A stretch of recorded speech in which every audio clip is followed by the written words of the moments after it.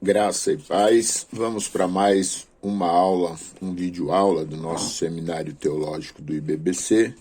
Estamos trabalhando nesse módulo a apostila de número 3 e a matéria é doutrina do homem. Vamos então prosseguir com a partir da página 283, a doutrina do homem apresentando o homem como a imagem de Deus. A partir da página 283, então, em Gênesis 1, 27, diz que Deus fez o homem à sua imagem e semelhança, mas essa semelhança não é física, como muitos acreditam, que Deus tem um corpo semelhante ao homem, com 2 pernas, 2 braços, olhos, nariz, coração, cabelo e etc. Deus, sendo espírito, teria uma aparência semelhante ao corpo físico do homem? Não. O pensamento de que o homem tem a imagem e semelhança de Deus no sentido físico é muito antigo. Nos tempos do apóstolo Paulo mesmo já encontraram essa dificuldade. A gente tem essa questão, ela já debatida no livro de Atos dos Apóstolos, capítulo 17, do 28 ao 30. Na verdade, o homem foi criado à imagem e semelhança de Deus e assim o possui até os nossos dias. Mas isso se refere aos traços morais, intelectuais do homem e de Deus, por exemplo. O homem foi criado justo, Deus é justo. O homem foi criado obediente, Deus vela pela sua palavra para que se cumpra. O homem foi criado sem pecado, Deus é santo. O homem foi criado em amor, Deus é amor. O homem foi criado misericordioso, Deus é misericordioso. O homem foi criado com a capacidade de perdoar, Deus nos dá o seu perdão. Os reformadores da igreja, como Martinho Lutero e João Calvino, tinham posições diferentes sobre a imagem e semelhança de Deus no homem. A Igreja Católica também expressa sua opinião, que também é diferente tanto dos luteranos como também dos calvinistas. Mas mesmo no catolicismo existem divergências quanto à questão, que mostra que qualquer posição é interpretada de maneira diferenciada no meio cristão. O conceito comum no meio cristão é que o homem foi criado à imagem e semelhança de Deus no sentido espiritual. Porém, após o pecado, essa imagem divina nele ficou manchada. E com isso, alguns traços da imagem de Deus no homem foram perdendo seu fulgor. Isso pode ser melhor compreendido ao ver o pecado crescendo e os valores morais sendo deixados de lado, e que o homem, após o pecado, tornou-se volúvel, não cumprindo a sua palavra, desrespeitando o próximo e desobedecendo seu Criador. Será que os homens de nossos dias ainda são a imagem e semelhança de Deus? A resposta é não, pois somente a obra expiatória de Cristo poderá recuperar a imagem de Deus no homem, mediante o arrependimento dos pecados. Assim, quando o homem recebe o amor de Cristo, o apóstolo Paulo afirma que ele passa a ser uma nova criatura.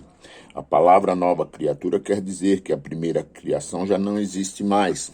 A imagem do pecado que restou de Adão deixa de existir. E assim, em Cristo, o homem passa a ser novamente a imagem de Deus, pois tudo se faz novo. O homem fisicamente não é a imagem de Deus. Em Gênesis 5:3, há uma resposta para muitas das perguntas que o homem sempre fez. Um exemplo claro é o caso dos homossexuais que dizem já terem nascido assim. É um sentimento que possuem e que não tiveram opção de escolha, já nasceram com ele. E dizem que Deus os fez assim. Se é um erro, este erro é de Deus, pois foram criados por Deus. E, portanto, criados nem homem nem mulher, mas um corpo de homem com sentimentos de mulher, ou um corpo de mulher com sentimentos de homem. Vendo desta forma que a culpa é toda de Deus. Mas no relato da criação fica claro que Adão gerou a Sete, seu filho, e sua imagem e semelhança. A imagem de Adão não é a de Deus, mas porque o texto não mostra a imagem de Deus, e sim de Adão, porque não fala que foi Deus quem fez as 7, e sim Adão que o gerou. Isso acontece porque a única pessoa que Deus fez foi Adão e Eva, o primeiro homem, a primeira mulher, e depois deles Deus não fez mais ninguém. O primeiro homem que tinha a imagem e semelhança de Deus, porque assim Deus o fez, mas também Deus deu ao homem o poder de se reproduzir. Essa imagem da criação de Sete, ele já nasce então com o gene da queda de Adão em si. Assim toda a humanidade está afastada de Deus, e conforme diz o texto bíblico, todos pecaram, já nascemos em pecado e destituídos somos da glória de Deus. Nós precisamos nos reaproximar através de Jesus. Caracteres psíquicos. É frequente na Bíblia a maneira de identificar uma pessoa com outra por causa da semelhança de traços da personalidade. O comportamento do indivíduo, suas tendências e caráter são retratados em termos genéticos, hereditários ou de família. O indivíduo de mau caráter, de más intenções, é chamado de filho de Belial. Quem profere mentiras é chamado filho do diabo. Os incrédulos são chamados filhos do mundo ou filhos da ira. Judas Iscariotes se perdeu porque era filho da perdição. Os homens bons, fiéis a Deus e crentes em Cristo são chamados filhos da luz, filhos do reino, filhos da paz, filhos de Deus. O pai e seus filhos. O diabo é o pai da mentira. Abraão é o pai dos crentes. Deus é o pai dos misericordiosos. Deus é o pai das luzes, Deus é o pai celeste.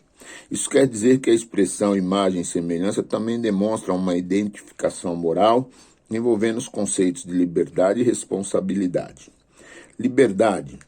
Liberdade é a capacidade de locomoção, de ação e de decisão própria. Responsabilidade é a capacidade de responder a um compromisso assumido.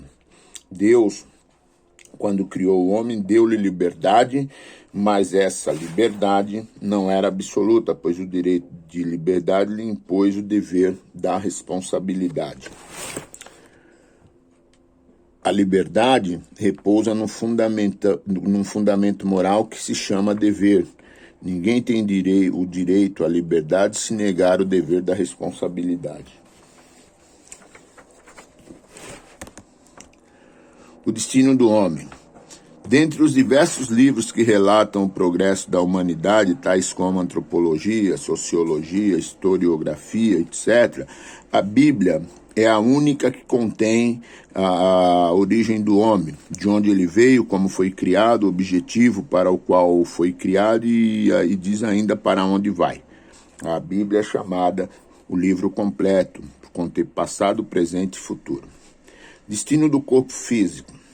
Nessa questão não há muito a discutir ou a ensinar. O corpo humano, a carne, no momento da morte do homem, começa a se decompor e sem vida, a parte física conhece o sentido literal da palavra morte, de acordo com Eclesiastes 12:7, onde afirma que o corpo volta ao pó de onde foi tirado.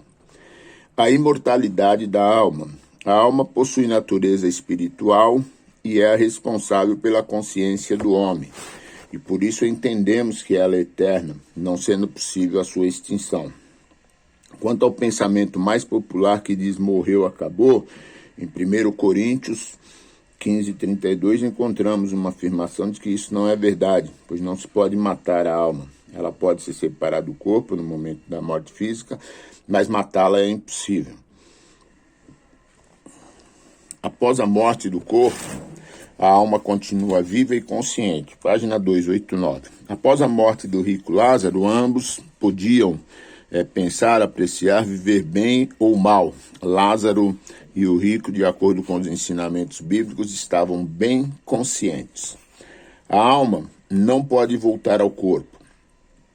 Essa história que mostra que a alma é imortal e que mesmo havendo a morte do corpo, o homem continua a possuir o poder de pensar, enxergar, conversar, falar, arrepender. Porém, mesmo havendo arrependimento, a alma não pode voltar a viver no corpo, mesmo que seja em outro corpo qualquer.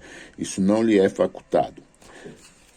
O destino da alma. Enquanto Lázaro estava no seio de Abraão, paraíso de Deus, que também Jesus prometeu ao ladrão da cruz, o rico, que nesse mundo teve uma vida em desobediência, estava no Hades, um lugar de tormento e angústia. Há dois destinos para a alma, uma para os salvos em Cristo e outro para aqueles que rejeitaram o amor e salvação de Cristo. O destino das almas que aceitaram o amor e salvação de Cristo. O homem, enquanto vive neste mundo, antes da morte física, tem que fazer a escolha de aceitar ou não o amor e sacrifício salvífico de Jesus. Se ele o aceita, estará aceitando e morar com Cristo, estará ao lado de Jesus na eternidade. Assim, a alma daqueles que aceitam a Cristo estarão na luz. E os que não aceitam a Cristo estão na escuridão, na perdição. O destino da alma daqueles que não aceitam amor e sacrifício vitário, aqueles que rejeitam a Jesus estão rejeitando a vida eterna. Página 291. Tricotomia. Espírito, alma e corpo. Vimos como Deus formou o homem e como o homem se compõe. Espírito, alma e corpo. Veremos agora como cada parte é individualmente como interagem entre si. Na tradução da Bíblia para o português, 3 palavras no grego foram traduzidas como vida, porém são palavras distintas. Ora, significando vida no espírito, vida na alma, vida no corpo. Vida no espírito, zoé. Shai no hebraico, vida da qualidade de Deus, vida no espírito, vida eterna. Vida da alma, psique, nefesh no hebraico, vida racional, vida da alma e vida do homem. Vida no corpo, bios, o presente estado da existência natural, vida da carne corrompida após o pecado. Vemos que a Bíblia no original trata de cada parte especificamente, e veremos que cada uma tem um centro pessoal e atributos também específicos. Apesar da interação muito forte entre as partes, podemos chamar de vidas próprias. Lembre-se, ainda que estamos falando do homem como foi criado originalmente. Corpo, a vida da carne está no sangue. Algumas traduções dizem a alma da carne está no sangue. E isso traz muito confusão. O correto é a vida da carne está no sangue. Em várias passagens as palavras de vida e alma se confundem. Carne se refere ao corpo, portanto o corpo tem vida própria. Alma. A alma é a manifestação do ser humano, sua personalidade é formada por mente, emoção e vontade. O tempo todo está trabalhando nestas 3 áreas. Meu intelecto, mente, está raciocinando, estou tendo algum tipo de emoção e a minha vontade é o que estou fazendo, o que escolhi fazer. A vontade é o resultado do que a minha mente propôs. A vontade concretiza, manifesta o que se passa no meu intelecto e nas minhas emoções. Tudo o que faço é porque exerci vontade para cumprir. A alma é o centro dos nossos problemas. Nós paramos na página 292, tratando de alma, e prosseguimos no próximo vídeo na própria página 292. Deus abençoe.